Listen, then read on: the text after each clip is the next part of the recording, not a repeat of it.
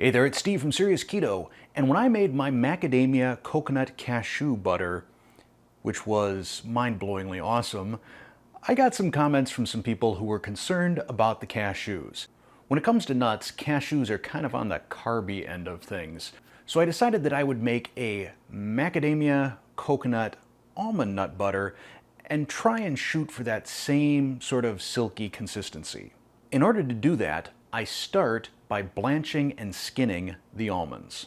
Bring a pot of water to boil, then add 4 ounces or 115 grams of almonds. Set a timer for 45 seconds.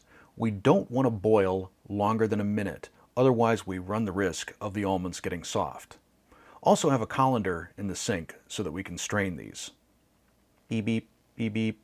That's me doing the alarm sound. Off to the sink to drain these. Then you can either rinse them under cold water, or what I'm going to do is just put them in a bowl with some ice water. We'll let these soak for about 2 or 3 minutes. Then they're ready to peel.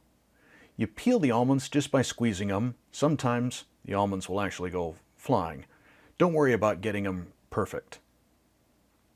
Here's an example of one that goes flying. Whoa! How about that? Put the blanched almonds on a rack on a paper towel so that they can dry. I'm also saving the skins, which I'm going to put into the composter. This is a fairly tedious job, so if you've got kids, this is a great task to farm out to them. I don't know what I was saying there. If you have coconut butter, you can start by adding 4 ounces to your blender, or you can take unsweetened shredded coconut, again 4 ounces or 115 grams, and we're going to make our own coconut butter.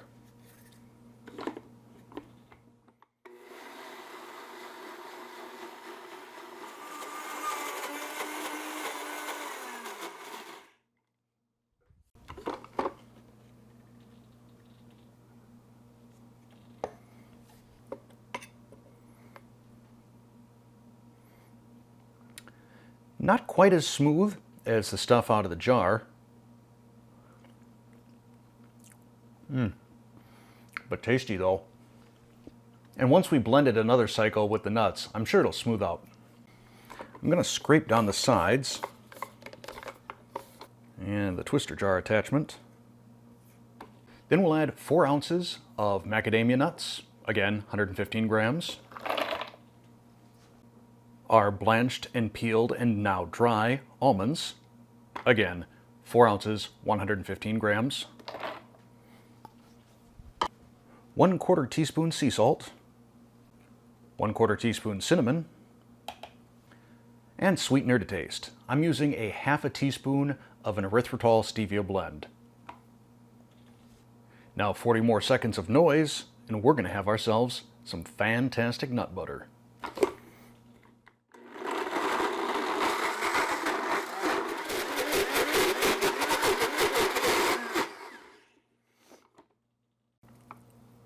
Now the texture on this isn't quite as smooth as I'd like.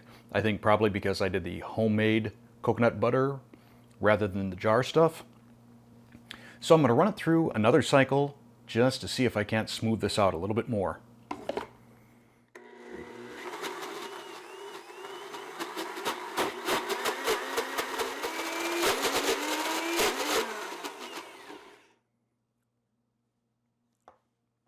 So we have our nut butter here. This is quite a bit thicker. As you recall from the other video, that stuff would just run off a spoon. This stuff is thick.